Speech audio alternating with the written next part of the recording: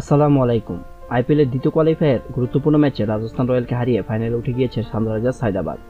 টানটান উত্তেজনা ম্যাচে রাজস্থানকে 36 রানে হারিয়ে ফাইনালে উঠে গেল হায়দ্রাবাদ। আর সানরাইজার্স হায়দ্রাবাদ ফাইনালে উঠতে বাদভাঙ্গা উল্লাসে মাতেন সব খেলোয়াড়রা। মাঠে থাকা অভিষেক শর্মা, প্যাট কামিন্সা বাদভাঙ্গা উল্লাসে মাতেন দল ফাইনালে যেতেই।